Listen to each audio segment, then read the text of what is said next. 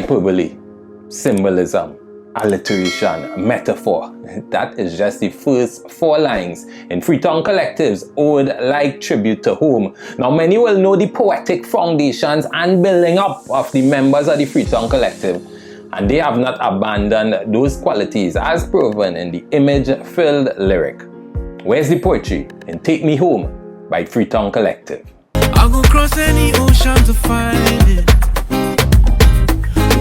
The poem is about the beauty of home, and one of the first things you'll notice in the chorus that no place or no location is explicitly named in that part of the song. Therefore, home could become a universal symbol for wherever you associate with the characteristics of the place that they were talking about in the song. However, for the poetic persona, it most likely is Trinidad and Tobago, as evidenced by the second verse where he names Port of Spain and he reinforces that it is an island. Island, Port of Spain, Trinidad and Tobago. The text is well structured. We have 2 8-line stanzas, and the stanzas laden with images of the poetic persona defying human expectations to connect with his homeland. Now remember, the persona, that is the first person character in the poem, because sometimes we're not sure if it's the writer or not.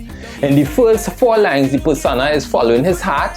Obviously, no need for map or GPS. Such is the pull towards his home, he's just following his heart. And in the post-chorus, the heart is once again connected to the homeland when the persona says it has a rhythm deep down inside me. That is the rhythm of the heart that he was talking about in the beginning. As such, we could see the character's entire being just consumed by the homeland, and of course that is represented in the connection he makes to it by identifying his heart. So let's chat about some symbols. Now remember that symbolism is when one thing represents another thing. So the words mountain, water, fire, all of those words are symbolic of potential obstacles that the persona face in getting home. Now these obstacles could be anything, and again you have the opportunity to connect it to his story. It could be finances, family, Donald Trump, as a matter of fact now he's sending him back home. It could be an angry ex or anything that could stop him. As a matter of fact, the persona has even been through some of these obstacles, but he's able to lean on his heart for that guidance. So we see the importance of the heart coming in again.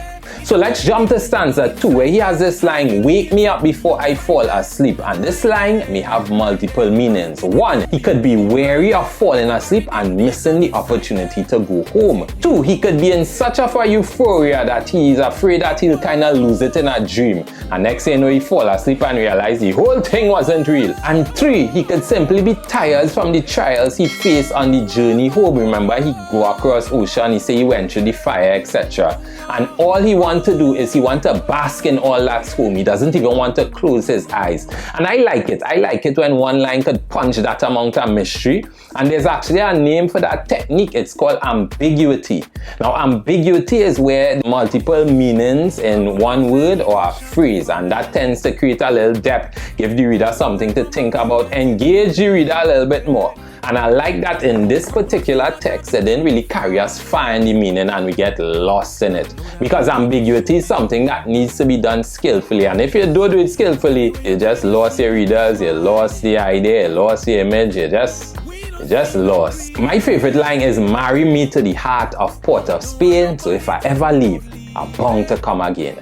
What a metaphor, and well, personification too, because if he marry Port of Spain is the bride that will actually keep him there.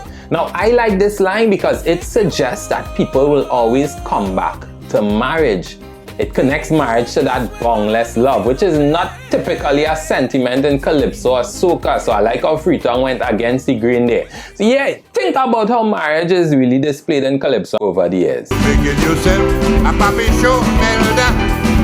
Yeah, think about it. Me look and me think now, I don't want to know if I get in horn. I don't want to know when I get in. But your back on me clothes in a garbage bag. You put it on the ground by the roadside. Now you know why that line is so powerful and it stands out. Finally, there's some volta in the stanza. We learned plenty today, boy.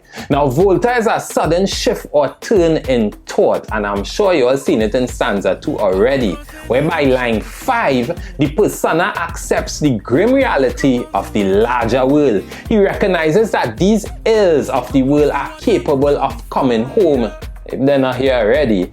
And as such, he's seen praying for protection, and we could all do with a little prayer. I really appreciated that shift and grounding of the whole euphoria that he was experiencing, where he could still think about the ills of society. I give this well thought out piece of poetry 9 out of 10 on the poetry scale. There's the poetry in Take Me Home by Freetown Collective. Listen, all references we use and the lyrics to anything we use are right in the description below this video. Remember to like and subscribe if you appreciated the content, and if there's some text that you want us to analyze, just drop it in the comments below. We'll get it and find out where's the poetry.